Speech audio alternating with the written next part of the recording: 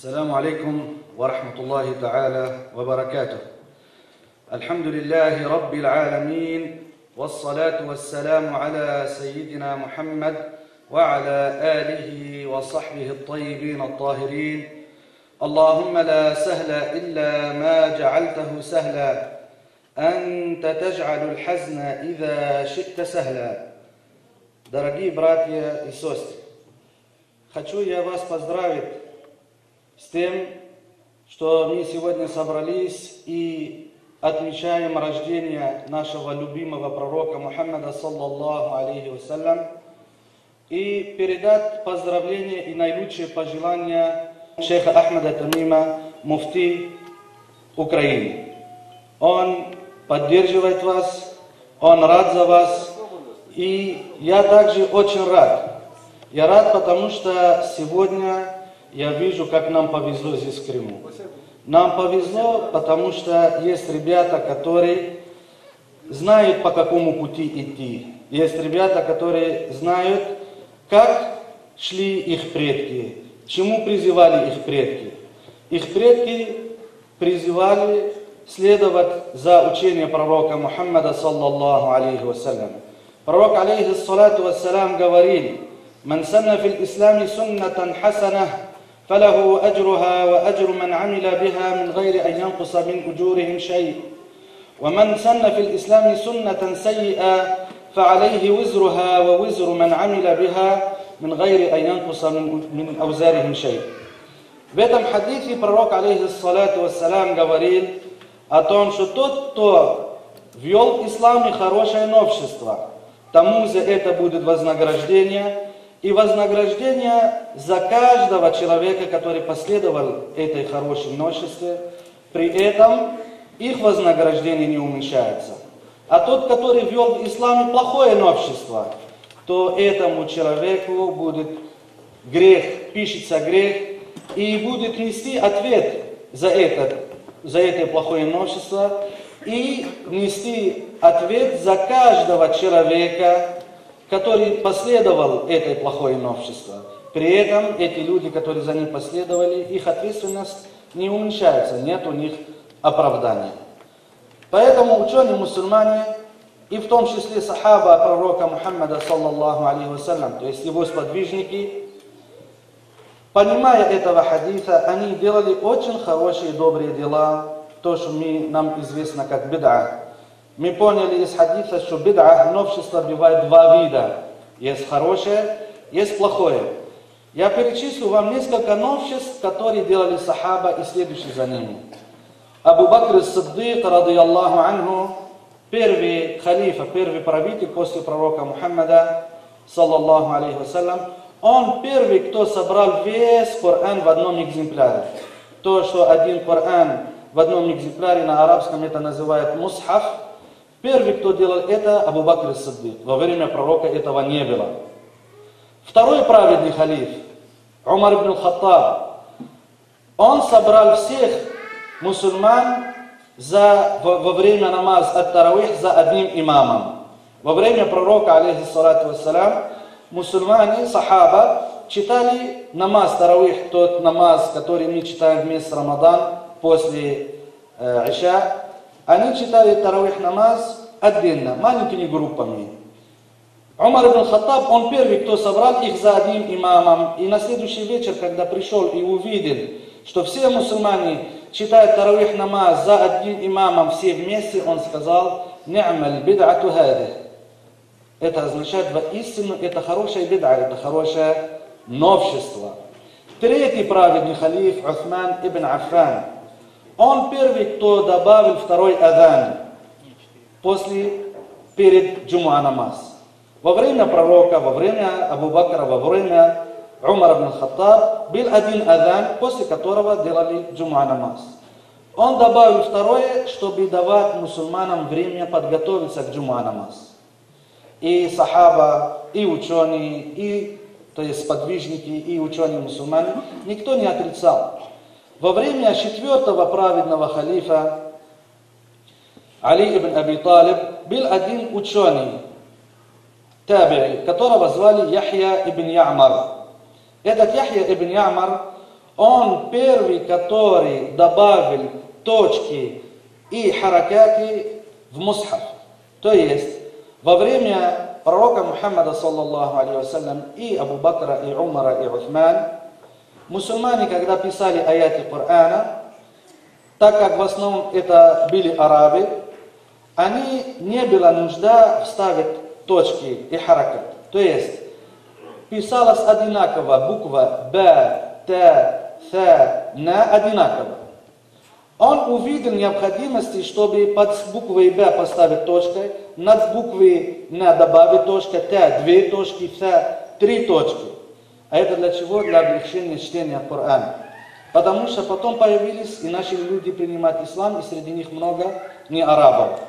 И чтобы они не ошибались, чтобы они не путались, он для них это добавил. И это было воспринято всеми мусульманскими учеными. Сахаба, никто из них не возмущался, не выступал против этого. Даже те, которые выступают против тех новшеств, которые я хочу дальше говорить, и которые появились, они против этого не выступают. Даже те, которые говорят, маулид нельзя делать, говорят, Коран умершим нельзя делать, говорят, херз насит, то есть дуа насит нельзя это делать. Но они, когда берут экземпляр Корана, то есть мусхаф, они используют те, которые с точками. Хотя во время пророка этого не делали.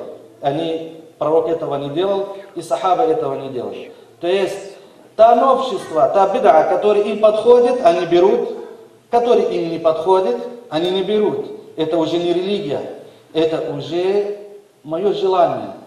А наше желание, мы, мусульмане, должно быть в соответствии с шариат пророка Мухаммада, саллаллаху алейхи вассалям. Во время один из великих мусульман, некоторые его называли пятый праведный халиф, это Умар ибн Абд-аль-Азиз, один из внуков Умар ибн Хаттаб. Он был очень благочестивым. В его время он всего лишь 2 года правил. За 2 года было время, когда некому было давать закат. Настолько он справедливо правил, и вообще не оставались, не были бедных, кому давать закат. Деньги копились в казне мусульманской. Во время его он первый, кто придумал углубление в мечети, то есть михраб. Когда человек чужой, не местный, и заходит в мечеть, и не знает, куда кибля, он будет искать, спрашивать, а придумали михраб, углубление? И когда чужой приходит и увидит это углубление, он понимает, что это углубление указывает на направление кибля. Этот же великий ученый, великий правитель, он придумал минарет. Во время пророка, саллаллаху алейхи вассалям, и во время и Абу Бакр, и Умар, и Усман, и Али не было минаретов. А для чего придуманы минареты? Для того, чтобы когда человек зашел в город, ему намаз считать, он чужой, не знает никого. А как узнать, где мечеть? Минарет показывает, потому что она делалась самая высокая, и люди издалека видели и подходили. Это новшество хорошее. Практически нету сейчас мечети без минаретов. Почему те, которые выступают против маулид и говорят, это беда, это новшество нельзя делать, не выступают против минареты, против второй адан, против того, что я выше перечислил, потому что им это подходит, а маулид не подходит. Мы на самом деле, когда отмечаем маулид, мы радуемся рождением пророка Мухаммада, саллаллаху алейхи вассалям. Благодаря пророку Мухаммаду, саллаллаху алейхи вассалям, мы узнали, что такое ля иляха илляллах. Мы узнали, кому нужно поклоняться. Мы узнали, что Аллах существует. Он вечен без начала, вечен без конца. Не присущий ему ни начало, ни конец. Он ни на кого, ни на что не похож. Он ни в ком и ни в чем не нуждается. Он всемогущий. Он делающий все, что он хочет. Все, что хотел Аллах, было, чего не хотел, не было. Он все видит, он все слышит, но видение, слышание без органов, без ушей, без зрачки, без глаз. Аллах ни на кого, ни на что не похож. Пророк Мухаммад, саллаллаху алейхи вассалям, учил нас. Он говорил, ля фикрата фир рабб. Аллах непостижим разумом. Из этого мусульмане ученые говорили, из этого хадиса они давали такой вывод. «Махма тасавварта бибалик, фаллаху бихиляфи далик». Все, что себя может ты себя представлять, Аллах на это не похож. Это соответствует аят из сура Аль-Ихлас. «Валам якун лаху куфуан ахад». Пророк, саллаллаху алейхи вассалям, он учил нас верить во всех пророках. От самого первого пророка Адам до последнего Мухаммада. Он учил нас и верить в Иисус, в Иса алейхиссалям, в Моисея, в Муса алейхиссалям.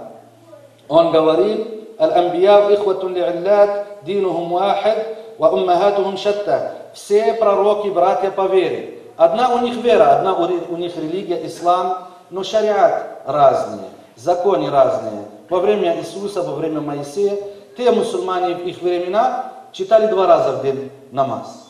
Во время пророка Мухаммада, саллаллаху алейхи вассалям, мусульмане обязаны 5 раз в день молиться.